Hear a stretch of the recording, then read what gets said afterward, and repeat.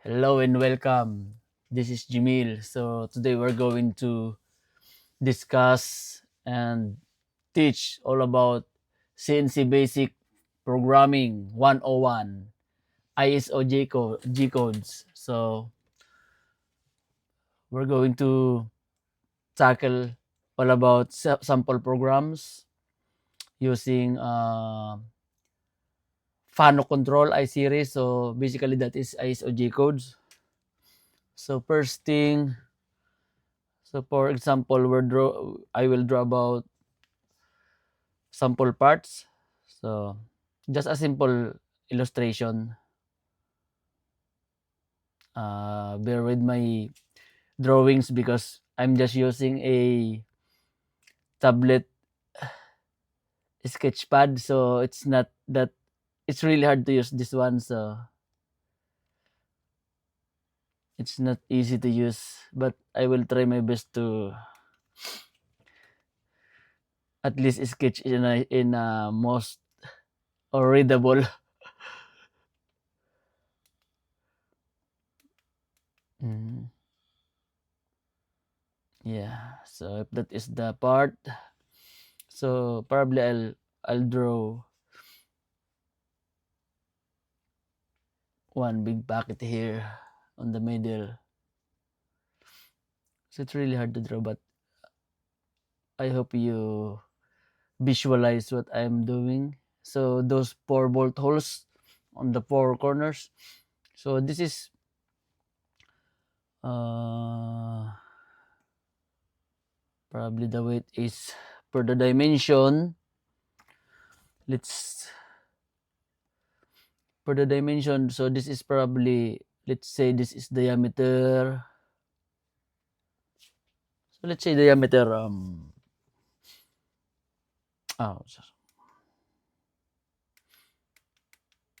I'll do first this one. So the cubes is probably, so just realistic. So probably 300 length, and for the width, so probably let's say 250.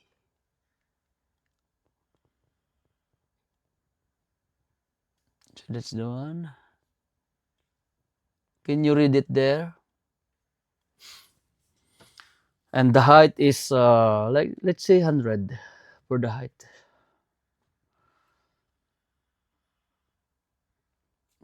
So for the height, let's say it's 100.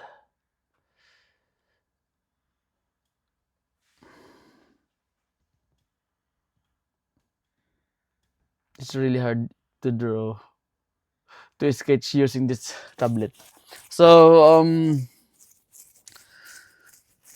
100 by 250 by 300 cubes with let's say for these four holes. Oh, where is the another holes? It was gone. So I'll draw again the one hole there at on the corner here. Yep. And I'll reduce again the thickness, so it is, so probably these four holes, let's say let's make it tapping. So probably M16.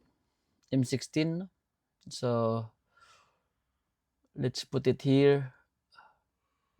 So four places. It's really hard to write actually. So M16 by 2 hole. M16 by 2 bolt holes, right? So that's still understandable. Then this diameter at the middle. So let's say that's diameter, if this is 300 to 50. So just be realistic. So probably the diameter 50, right? So I'll just put it somewhere here. Oh, let's put somewhere here probably. just to see it. So diameter 50. Oh, oh it's I missed my pad. So diameter 50. Yep. And let's say that is true hole.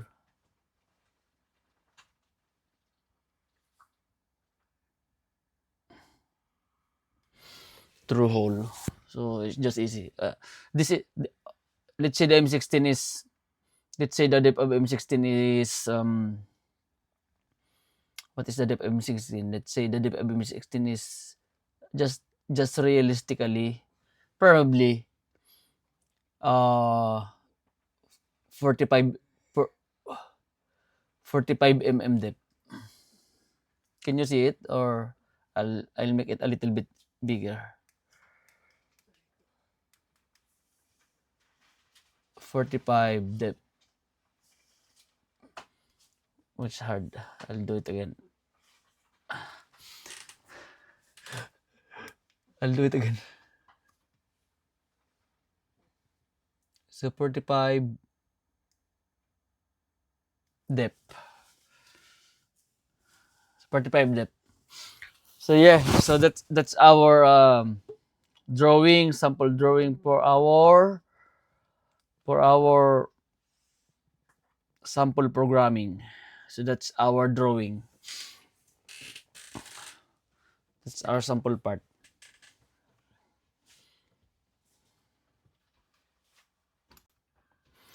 So yeah, so after our drawings, so basically we're going to, so the sequence of our program is, that is our part. So first thing, I'll put it here.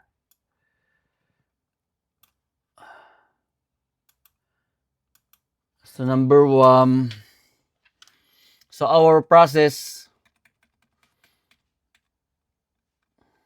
for that specific part, our sample part, process program.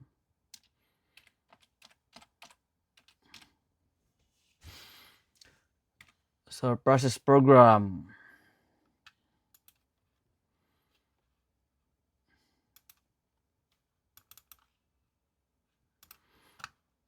So process number one, I'll just reduce this one because it became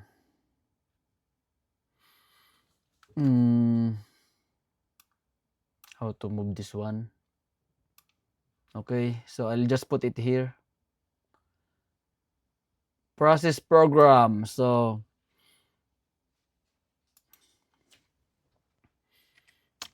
please bear with me because I'm still trying to figure this out. This is my first time to use this one. So number one, so we will do from the, we will assume that this job is from the raw material to finish part. So we will do all the operations. So for the program, so we will do first pacing,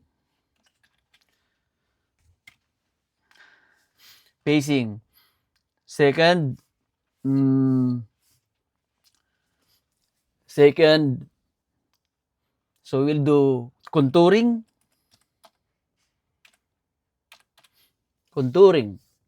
and of course chamfering. So we'll do facing, contour, chamfering. So of course we have bolt holes and top. So we'll do drilling operations, and of course tapping. Yeah, but before that, normally let's follow the right procedure of how to do the part realistically. So after pacing, contouring, so normally we will do the middle one first, right? So packeting, There's a packeting operation. Uh, let's do contouring. Contouring. Number 3, packeting operation. Packeting. So after that, there's also, of course, wrapping or finishing, but because of just tutorial, we'll do like one operation, even though there is no wrapping or finishing, but we will tackle that one once we are discussing already. So packeting, so of course drilling, champering, and the last, usually like this kind of specific sample programs, the last operation is always tapping, and you will know why, right? So that's the 6 operations program sample toolpaths that we are going to tackle, right? Facing, contouring, packeting, drilling, chamfering, tapping. So we can, that's the 6 operations that we will use in this specific sample parts. So we will, from the raw material to finished parts. So we will discuss one by one from top to bottom, the facing, contouring, packeting, drilling, chamfering, and tapping. So after we discuss, so for sure after we do the programs of all these 6 programs, for sure you will learn how to do facing program, contouring program, packeting, drilling, chamfering, and tapping. So while discussing that, you will also learn the second, like the second in betweens. You will learn the what do you call this? Where's that one? You will also learn. I'll just move this one. So while we are doing that operations, you will also learn calculation, of course, because it's all about calculation. Calculation, or what do you call that one? Or formulas. I'm trying to I'm trying to use as much as possible the technical term that we have in the CNC machining, but I'm also trying to discuss it in the most understandable way that you can also get the idea. So it is kind of mixing technical and in my own way also of sharing this kind of information that you can understand, because as a CNC machining, in CNC it's all about technical. So when you try to search or watch or read the book, it's all technicals and it's so boring. So I'm trying to discuss uh this tutorial, uh something like that you can also enjoy, right? So that you're not getting boring while discussing this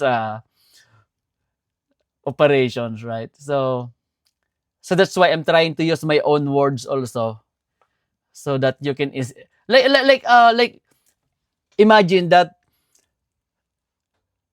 I am you're the machinist, and you just came into the new machines, right? And you still don't know how the operations, how the programming, right? So imagine I'm the one teaching you. So what I'm doing now is right exactly what I'm doing in when I'm teaching someone in the machine. So that's why it's not all about all technicals. I'm also using my own term or my own, what do you call that? My own language, right? That you can easily understand as well, right? So yeah. So hopefully you can follow my instruction. Oh, my instruction. No, hopefully you can follow me.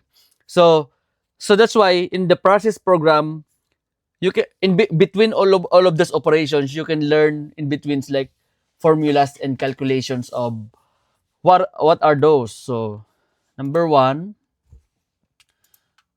you will learn. I will put here also. So what kind of calculations or formulas? So number one, you will also learn how to calculate your RPM. RPM. What is RPM stands for? Revolution per minute. Revolution per minute. So how to calculate that, right? And number two, how to calculate your what? Like if you have this tool, what's the diameter? So you will calculate the proper like feed rate.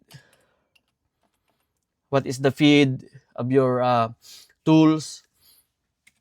Number three, you will calculate what else? The cutting speed. How to get the cutting speed. And what else? In this specific um, example. So yeah, basically that's the only. Or probably let's try. You can calculate also how to calculate the angle. Let's say. So using what? Um, yeah, if there is, because we have 45 degrees angle on the chamfering, so we will use chamfering, so that is 45 degrees angle. How to calculate the angle? So in between of those topics, process program, you will learn the calculations of formulas, RPM, feed rate, cutting speed, angle, RPM of your tools, feed rate, cutting speed, and the angle of certain. Do you want to get the area, the angle of certain dimensions? So that's it. So this is are the overview of the topics that we're going to tackle in this sample program in our CNC Basic Programming 101 ISO G code. So specifically paano control, I series, old series. So we will discuss all about that. So it is. Oh, by the way, this part is milling programming. It's different from late. So my expertise is milling. So I'm trying to discuss what's my expertise is. So although I can operate both milling and lathe, but I'm sharing all about milling as at the moment. So because that's what my expertise is, so I will just focusing on where I'm expert, where what machine I'm expert of, right? So yeah, milling. Let's include here in our um title. So CNC Basic Programming 101 ISO G codes. So milling. Let's include milling. CNC milling. So specific for CNC milling. So that's our topic, CNC milling. So all good. So again, thank you for watching this one. So next video we're going to start the specific detail by detail in the programming of this specific part. Get ready.